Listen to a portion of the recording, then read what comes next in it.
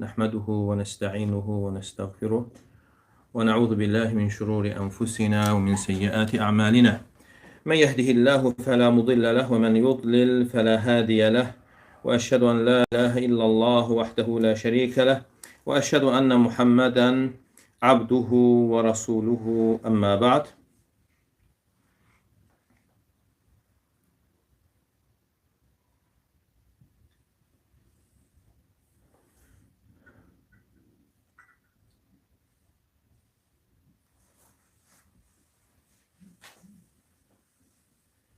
Dedi.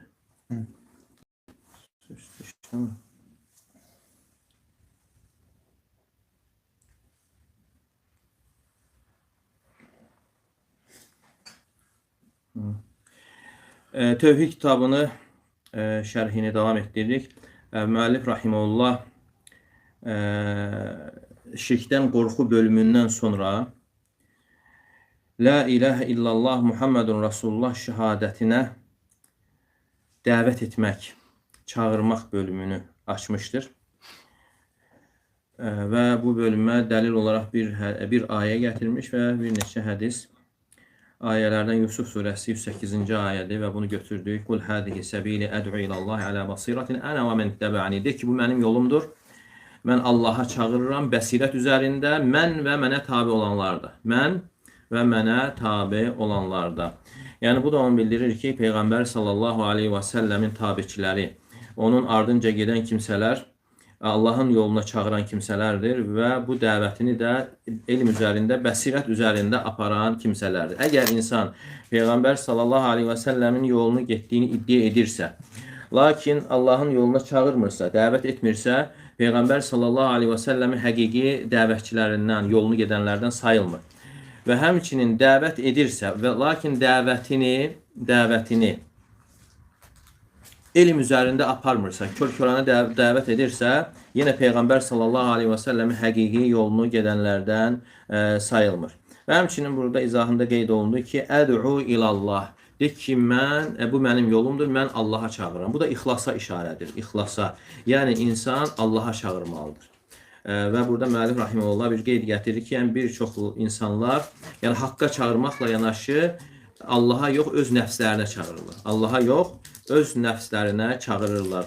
Yəni əgər insan haqqı deməklə yanaşı məqsədi, yəni ortaya çıxmaq, məşhur olmaq və digər dünyavi məqsədlər, maraqlar olarsa, yəni o insan baxmayaraq ki, dediyi sözlər haqdır, yəni Allaha yox, öz nəfsinə çağırmış sayılır. Ona görə bu məsələ çox mühüm və eyni zamanda təhlükəli məsələdir. İnsan hər dəfə niyyətini yoxlamalıdır ki, yəni bu çağırışı ilə, dəvəti ilə, yəni məqsədi nədir? Yəni Allaha çağırır, yoxsa öz nəfsinə çağırır?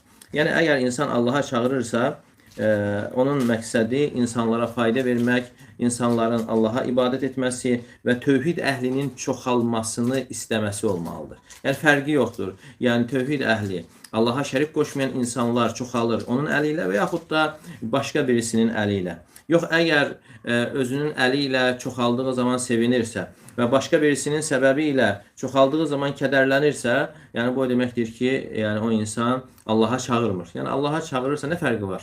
Əgər insan həqiqətən Allaha çağırırsa, o insan şirkdən uzaq olan, tək Allaha ibadət edən insanların çoxalması ilə sevinməlidir, kimliyindən asılı olmayaraq, yəni onun dəvət edən insan kim olmasından asılı olmayaraq. Və sonra müəllif rahimehullah dəlil olaraq hədis gətirir və bu hədis İbn Abbas radiyallahu anhumədən gəlir. Ənə Rasulullah sallallahu aleyhi və səlləmə ləmmə bə'ətə Muadən iləl Yəmən. Yəni Peyğəmbər sallallahu aleyhi və səlləm Muazı Yəmənə göndərdiyi zaman qalə ləhu innəkə tə'ti qovmə min əhlil kitab. Sən kitab əhlindən olan, Yəməndə kitab əhli var idi o vaxt. Kitab əhli, sən onların yanına gedirsən. Yəni onlarda elm var, yəni öz hazırlığını görür. Fəlyəkun əvvələ mə təd'uhum iləyhi şəhədətə ən la ilahə illallah. Onları ilk çağıracağın məsələ La ilahə illallah şəhadəti olsun. Yəni birinci onları la ilahe illallah'a çağır. Başqa bir rivayətdə isə gəlir ki, ilə ən yuvahhidullah. Allahı ibadətdə təkləşdirməyə çağır. Və inhum ata'uka lidalik. Əgər onlar bu işdə sənə itaat etsələr, yəni la ilahe illallah kəlməsini qəbul etsələr, fa'alimhum anna Allah iftarada alayhim 5 salavatin fi kulli yawmin və leylə. Və onlara bildir ki, Allah Teala gün ərzində sizə 5 namazı fərz etmişdir. فَإِنْهُمْ أَطَاعُوكَ لِذَٰلِكَ. Yəni bu məsələdə də yəni sənə itaat etsələr, o namaz məsələsini də qəbul etsələr, فَعَلِمْهُمْ أَنَّ اللّٰهَ اِفْتَرَضَ عَلَيْهِمْ صَدَقَةً تُؤْخَذُ مِنْ أَغْنِيَائِهِمْ فَتُرَدُّ عَلَى فُقَرَائِهِمْ. Onlara bildir ki, Allah Teala onlara bir sədəqə vacib etmiş. Yəni zəkat, hansı ki o sədəqə onların zənginlərindən götürülərək kasıblarına qaytarılır. فَإِنْهُمْ أَطَاعُوكَ لِذَٰلِكَ. Əgər onlar bu işdə də sənə itaat etsələr, فَإِيَّاكَ وَكَرَائِمَ أَمْوَالِهِمْ. Onların mallarının ən yaxşısını götürməkdən, yəni zəkat üçün ən yaxşısını götürməkdən həzər et, çəkin. وَاتَّقِ دَعْوَةَ الْمَظْلُومِ. Məzlumun duasından çəkin. فَإِنَّهُ لَيْسَ بَيْنَهَا وَبَيْنَ اللّٰهِ حِجَابٌ. Çünki onun duasıyla Allah arasında pərdə yoxdur. Və müəllif rahimehullah bu hədisi bu tövhid bölümünə, la ilahe illallah şahadətinə çağırış bölümünə dəlil olaraq gətirmiş. Deməli bundan öncəki bölümlərdə insan deməli la ilahe illallahı doğrultduqdan sonra, gerçəkləşdirdikdən sonra, həmçinin əksi olan şirkdən çəkindikdən sonra nə etməlidir? İnsanları da la ilahe illallah şahadətinə dəvət etməlidir. Həqiqətən bu hədis əzəmətli bir hədisdir. Eyni zamanda dəvətçilərin nə üzərində olmasını bəyan edir, hansı mənhəc, hansı yol üzərində dəvətdə necə olmalılar? Çünki burada Peyğəmbər sallallahu aleyhi və səlləm dəvətçilərdən birinə, Yəmənə göndərdiyi dəvətçilərdən birinə tövsiyə edir. O da Muaz radiyallahu anhudur. Yəni bu tövsiyəni ona verir və bu mənhəci onun üçün, yəni bu metodu onun üçün çəkir və bildirir ki, dəvətdə ilk diqqət yetiriləcək məsələ tövhid olmalıdır. Yəni insan birinci insanları la ilahe illallah şəhadətinə insanları çağırmalıdır. İnnəkə tə'ti qavmən min əhlil kitab. Və deyir ki, sən kitab əhlindən olan bir qövmün yanına gedirsən. Kitab əhli o deməkdir ki, onlarda elm var idi. Və buradan da fayda olaraq götürülür ki, Allahın yoluna çağıran insan hər hansı bir qövmü, hər hansı bir bölgədə dəvət etmək istəyirsə, birinci onların halını bilməlidir. Onların halını bilməlidir. Öyrənməlidir.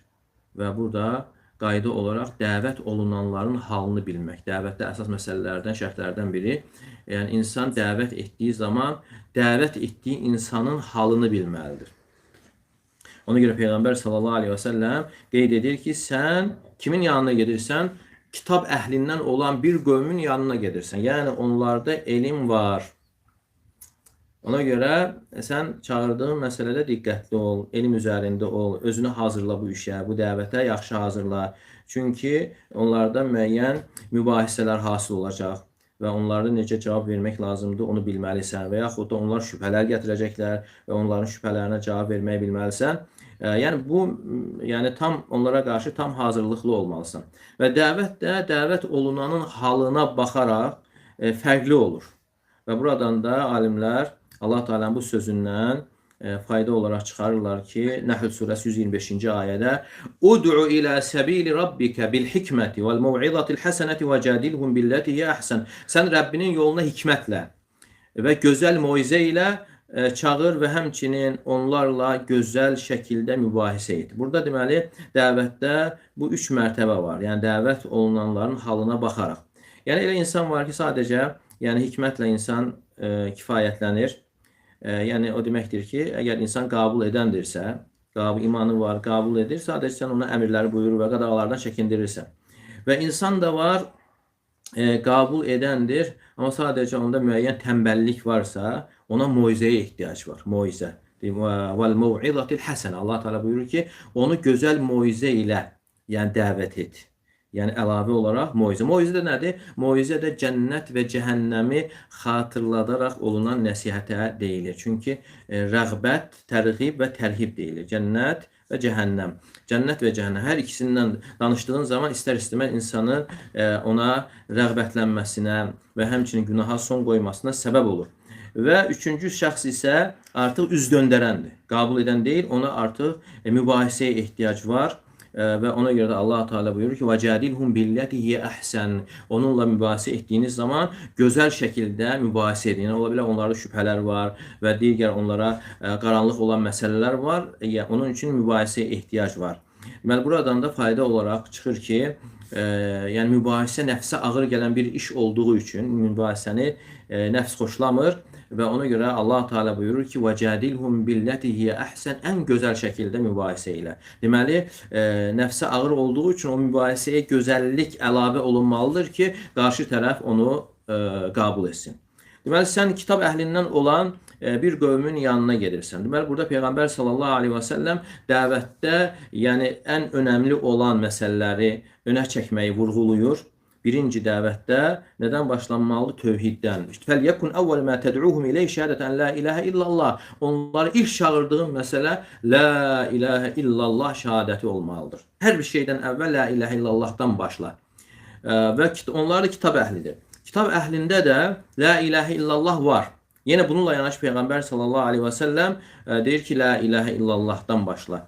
Və bu da onu bildirir ki, kim bu kəlməni söyləyirsə və yaxud da onlarda bu mövcuddursa və yaxud da kitabda oxuyubsa, yenə buna çağırılmasına ehtiyacı var.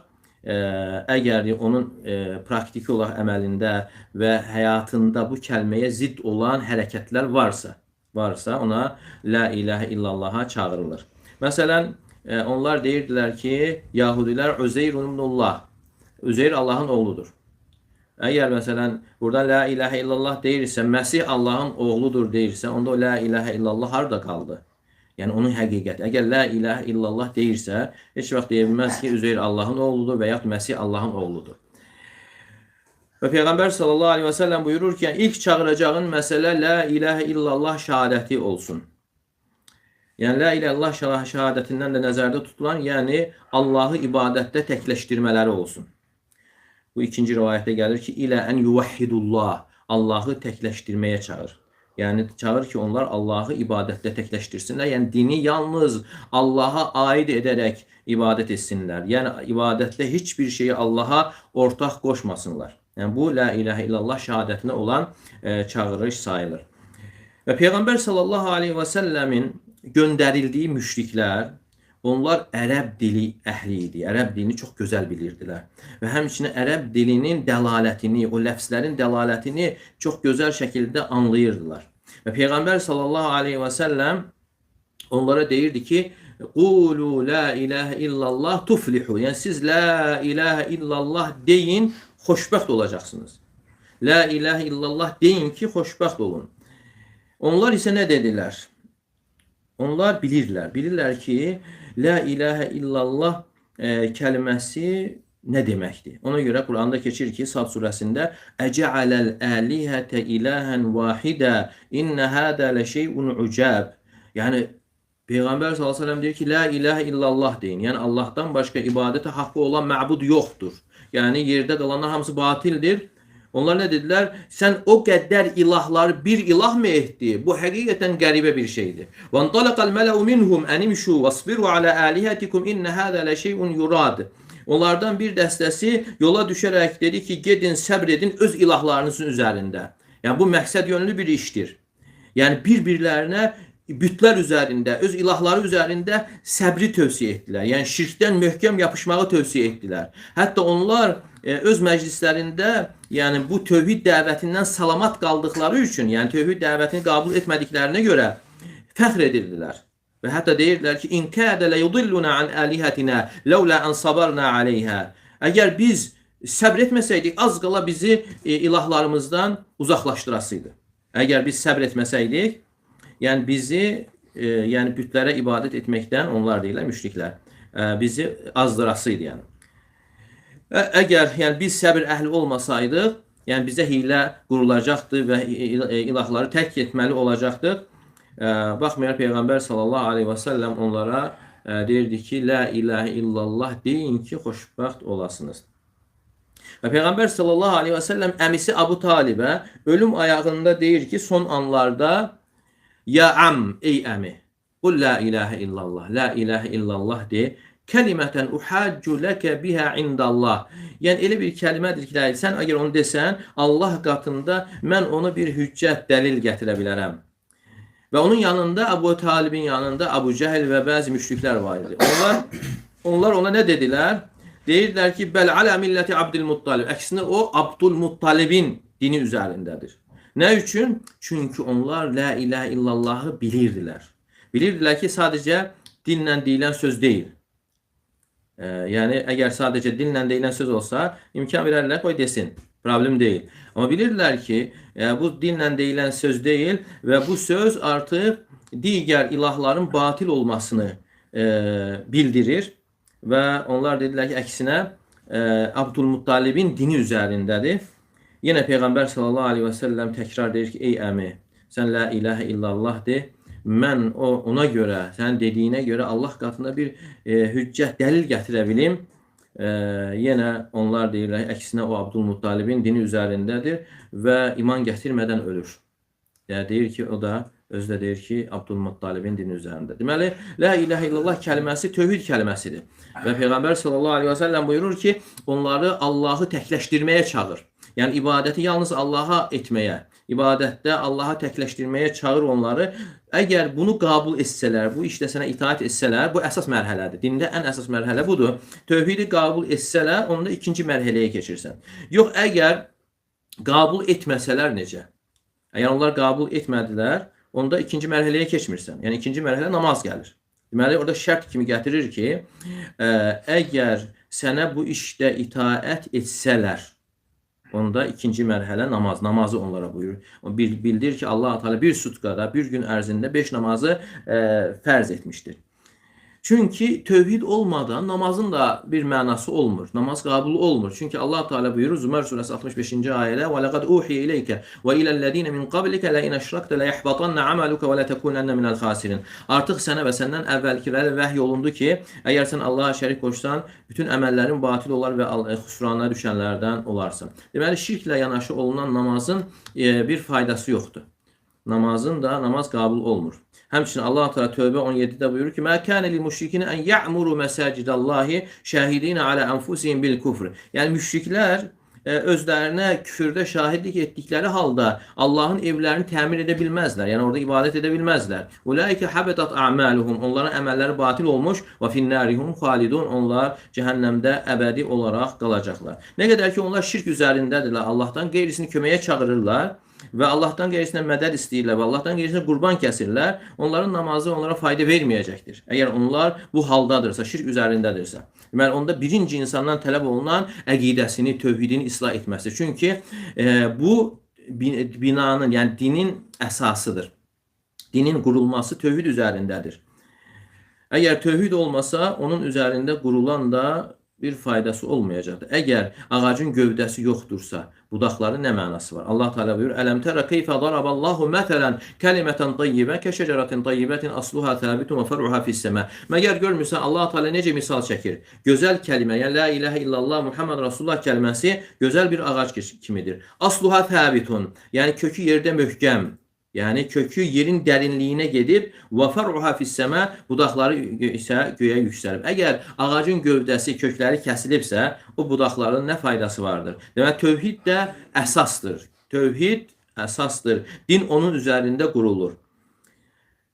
Əgər bir insan çox mərtəbəli bir bina tikirsə, 10 mərtəbə və yaxud da 20 mərtəbəli bir bina tikir, amma onun fundamenti ilə, təməli ilə, əsası ilə maraqlanmır. Yəni onu möhkəm etmir.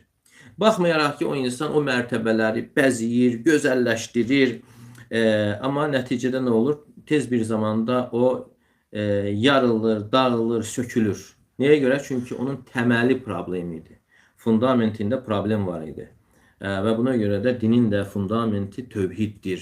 Dəvətdə də ən birinci önə çəkilən tövhid olmalı. Tövhiddən sonra gəlir namaz məsələsi. Əgər onu anladılarsa, başa düşdülərsə, ondan sonra fəinhum əta'uke lizalik. Yəni əgər onlar bu işdə sənə itaət etsələr, yəni qəbul etsələr, ondan sonra bildir ki, Allah Teala 5 namazı onlara gün ərzində fərz etmişdir. Yəni bu da onu bildirir ki, yəni namaza nə vaxt çağırılır? Tövhidi qəbul etdikdən sonra.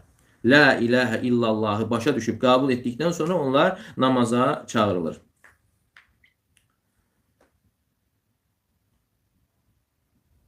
Yəni burada bir məsələ var. Yəni kafirlər ümumiyyətlə bu ixtilaf kimi gətirirlər. Kafirlər şəriətin qolları ilə muxatab olunur yoxsa olunmur?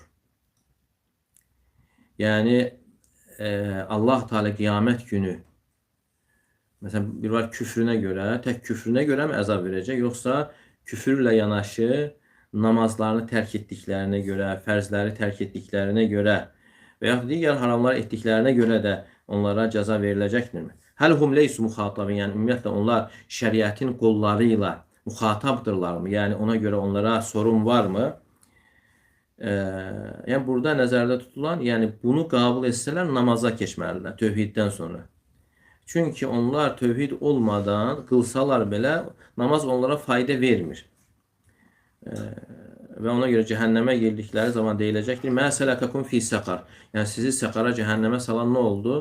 Qalu ləm nəku minəl musallim. Biz namaz qılanlardan olmadıq deyəcəklər. Və ləm nəku nut'imul miskin, və miskini yedirmədik. Və kunnə nəxudu ma'al xaidin, və batilə dalanlarla birgə biz də batilə daldıq. Və kunnə nukədibu bi yevmiddin, və biz qiyamət günü yalan sayırdıq, hətta ətənəl yaqin, ölüm gələnə qədər. Ölüm gələnə qədər. Deməli onlar küfür üzərində oldular ölüm gələnə qədər. İdən hədi yuaqabun alə. Yəni bu da onu bildirir ki, onlar buna görə cəzalanacaqlar. Yəni muxatabdılar. Yəni baxmayaraq ki, onlar küfr üzərində gediblər, namaz və həmçinin digər o əməllərinə görə də onlar hesaba çəkiləcək və yaxud da cəza onlara veriləcəkdir. Yəni bu ixtilaf kimi gətirilir, amma daha yaxın olan alimlər gətirir ki, kafirlər tək küfürlərinə görə yox, küfürdən əlavə o etdiyi və yaxud da tərk etdiyi əməllərə görə də hesaba çəkiləcəklər. Əgər onlardan biri salih əməl edibsə, amma tövhid üzərində olmayıbsa, salih əməllər də onlara fayda verməyəcəkdir. Necə ki Allah Teala Tövbə surəsi 54-cü ayədə buyurur: "Və mə mənəhum an tuqbala minhum nafaqatuhum illə annahum kafaru billahi və bi rasulih." Yəni onların xərclədiklərinin qəbul olmasına mane olan onların Allaha və Rasuluna küfr etmələri idi. Xərcləyirdilər, amma xərclədikləri qəbul olmadı. Səbəb nədir?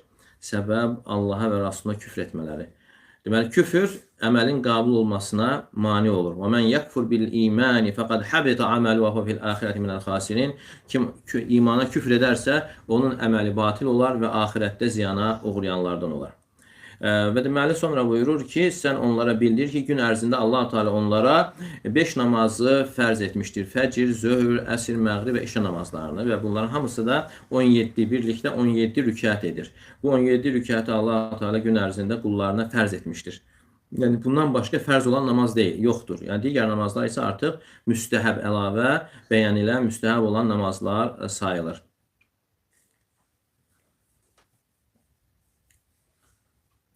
فَاِنْهُمْ اَطَاعُوكَ لِذَٰلِكَ. Əgər bu işdə də onlar sənə itaat etsələr, yəni qəbul etsələr, deməli bu da dəvətdə tədarruc deyilir, tədricən.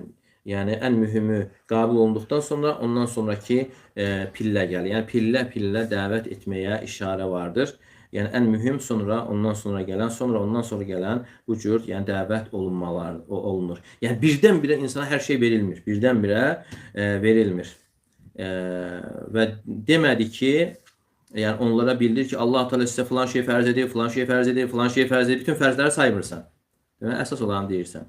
Və onları qəbul edəndən sonra digər məsələlər qeyd olunur. Yəni elə bir ki, dəvətdə yəni məsələlər hopdom, yəni cümlə şəklində verilmir. Yəni az-az tədricən verilir. Ən birinci mühüm olan, ondan sonra əhəmiyyətdə ondan aşağıda gələn verilir. Necə ki, burada tövhid, sonra namaz və sonra isə zəkat gəlir.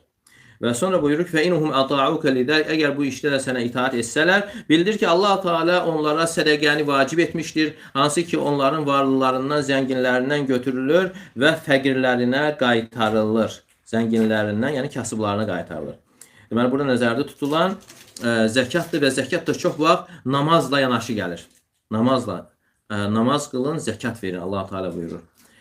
Və burada da deyilir ki, zənginlərindən götürülür. Zəkat nədir? Zəkat çox az bir hissədir. Zəngin insanın malından götürülən az bir hissədir və o da kasıblara qaytarılır. Və ümumiyyətlə zəkat sinifləri Tövbə surəsi 60-cı ayədə keçir. Yəni 8 sinif var. Onlar 8 sinif qeyd olunur ayələrdə. Deməli, zənginlərindən götürülərək kasıblarına qaytarılır. Və həmçinin bundan da fayda olaraq götürülür ki, daha yaxşı olar ki, zəkat hansı bölgənin kasıbları və zənginlərindən götürülübsə, o bölgənin kasıblarına verilsin. Və hansı bölgənin zənginlərindən götürülübsə zəkat, həmən bölgənin kasıblarına verilsin. Yəni, bu daha yaxşıdır. Amma şərt deyil. Deməli, tu'xadu min əğniyaihim, yəni onların zənginlərindən götürülür və onların kasıblarına qaytarılır. Nəyə görə? Çünki o kasıblar həmən zənginləri görür, onların mallarını görür. Fəidə kənə zəkatu tunqal və görəndə ki, onun zəkatı uzaq bir ölkəyə daşınır, yanında olana verilmir və onlara heç nə çatmır. Və sözsüz ki, onda da ona qarşı müəyyən hisslərin yaranmasına səbəb olur. Əsas zəkatdandır, nəzərdə tutulan məqsəd aradan qalxır. Zəkatdan da yəni nəzərdə tutulan məqsəd, yəni ümumi yardımlaşmağın gerçəkləşməsi, sevgi və ülfətin yaranmasıdır. Amma belə olanda isə bu məsələ aradan qalxır. Əgər onlar bundan səni qəbul etsələr, yəni zəkat məsələsində qəbul etdilərsə, razı qaldılarsa, onda onların zəkatlarını götürdüyün zaman ən bahalısından, ən gözəli, ən yaxşısını götürməkdən çəkin. Yəni, Peyğəmbər sallallahu aleyhi və səlləm zəkat yığmağa adamlar göndərərdi. Məsələn, dəvələri sayırdılar. Ondan nə qədər zəkat düşür, qoyunları sayırdılar.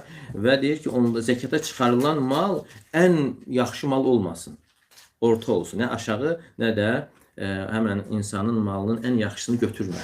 İyyəqə və kəraimə əmvalihim. Onların mallarının ən gözəlini, ən yaxşısını, ən dəyərlisini, ən qiymətlisini götürməkdən özünü qoru. Əgər götürmək istəyirsənsə, zəkatını orta mallardan götür.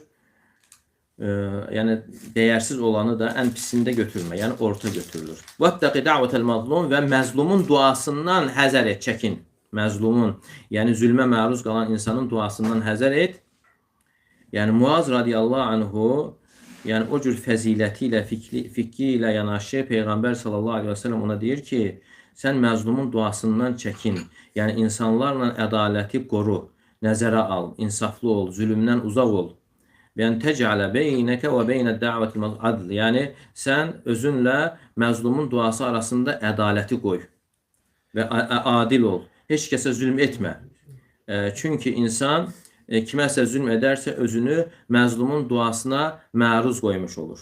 Və məzlumun da duası ilə Allah arasında pərdə yoxdur, yəni qəbul olur. Vəttəqi dəvətəl mazlum. Yəni bəzən görürsən insan zülm edir, heç nə fikirləşmir. Amma görürsən ki, oxlar ona tərəf tuşlanıb, atılır. Yəni, məzlum o yatsa da, məzlum insan yatmır, gecələri yatmır. Ona tərəf oxlar atır, yəni dualar edir. Onun etdiyi dualar ona tuşlanan, atılan bir oxlardır. Amma oxların biri bir gün ona dəyəcəkdir. Ona görə zalım insan heç vaxt arxayın olmasın, diqqətli olsun. Hər bir zülmdən insan həzər etməlidir. Ədalətli olmağa çalışmalıdır. Vəttəqi dəvətəl mazlum, sən məzlumun duasından həzər et, çünki onun duası ilə Allah arasında pərdə yoxdur, çünki onun duası Allaha tərəf qaldırılır, rədd olunmur, eşidilən duadır, qəbul olunan duadır. Məzlum da kimdir? Yəni bir insan əlindən zorla mal alınır, ona qarşı həddi aşılır, onun özünə qarşı, malına qarşı, şərəf ləyaqətinə qarşı və o insan ağrı çəkən bir insandır. Ağrı çəkən bir insandır. Və Allaha yönəlir, dəvətində israrlı olur və ona görə onun duası müstəcəbdir. Ona görə insan zülmdən çəkinməlidir. Şiddətli şəkildə bu hədis zülmdən çəkindirir və hər bir müsəlmana da vacib olan odur ki, zülmdən həzər etməsi, çəkinməsi. Çünki zülm qiyamət günü zülmətlərdir. Zülm, insana haqsızlıq etməsi qiyamət günü zülmətlər sayılır. Hansı ki, insanlar arasında bu baş verən qisaslardır və həmçinin haqsızlıqlar qiyamət günü hamısı geri qaytarılacaqdır. Lətuəddünnəl huquqa ilə əhliyə yevməl qiyam. Peyğəmbər sallallahu aleyhi və səlləm buyurur ki, yəni qiyamət günü haqlar əhlinə qaytarılacaqdır. İlahi hədisdə də Abdullah ibn Uneys'dən gələn rivayətdə yəqulullahu yevməl qiyamə. Yəni Allah Teala qiyamət günü buyuracaqdır: "La yenbəği li ahadin min əhlil cənnə an yadxulal cənnə və li ahadin min əhlin nar alayhi mazlima hatta aqtassuha minha." Heç kəsə cənnət əhlindən olan bir kəsə yaraşmaz ki, cənnətə girsin. Və li ahadin cəhənnəm əhlindən bir kimsənin onun üzərində haqqı olsun. Ondan qisas alınmadıqca. Və la yenbəği li ahadin min əhlin nar an yadxulan nar. Həm cəhənnəm əhlindən olan bir kimsə cənnət əhlindən olan bir kəsin haqqı ona geri qaytarmadan cəhənnəmə girməyəcəkdir. Hətta latma, hətta bir şillə belə onun qisası alınacaqdır. Vəl qisasu innəmə yakunu bil həsən. O günkü qisas isə necə olacaqdır? Savablarla, günahlarla olacaqdır. Yəni bu zülm edən insanın savabları məzluma gedəcək və savabları qurtardığı zaman o məzlumun günahlarından buna yüklənəcəkdir. Çünki insanlar qiyamət günü dirhəmlə gəlməyəcək, dinarla, mülklə gəlməyəcəklər. Qiyamət günü hesablaşma əməllərə görə olacaqdır. Necə ki hədisdə gəlir, heç nəsiz gələcəklər qiyamət günü. Yalnız əməllərlə, savablarla, günahlarla gəlir. Bu əzəmətli hədis bu mübarək bir mənhəci metodu, dəvətdə olan metodu göstərir ki, necə insan dəvət etməlidir. Ən birinci tövhiddən başlamalıdır. Allahı təkləşdirmək və şirkdən uzaq olmaq. Bunlar kifayətlər. İnşallah suallar varsa suallara keçirik.